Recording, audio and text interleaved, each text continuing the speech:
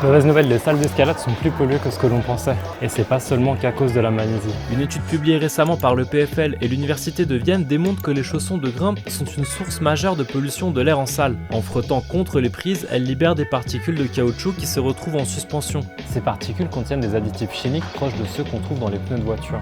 Les chercheurs ont analysé l'air, la poussière, les semelles de chaussures et les résidus coincés dans les prises. Et ce, dans 9 salles de grimpe en Suisse, en France, en Espagne et en Autriche. Résultat, des concentrations de composés toxiques parmi les plus élevées jamais mesurées dans des lieux fermés. Parfois, elles dépassent même celles relevées le long de routes très fréquentées.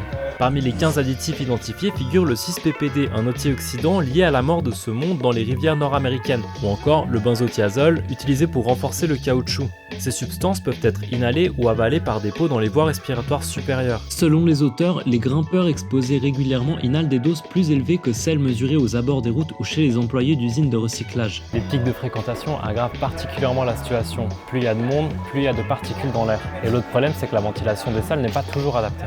Côté santé, l'effet de ces substances sur les humains est encore mal connu, mais plusieurs d'entre elles sont suspectées de provoquer des dommages pulmonaires, de l'inflammation ou des troubles du système endocrinien.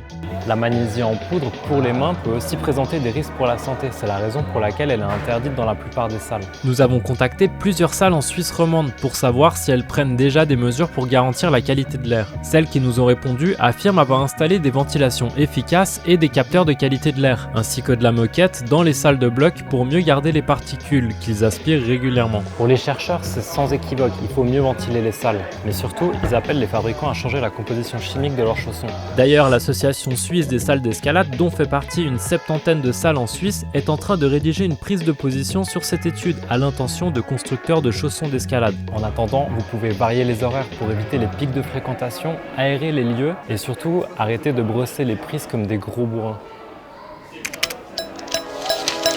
Le temps. Le temps.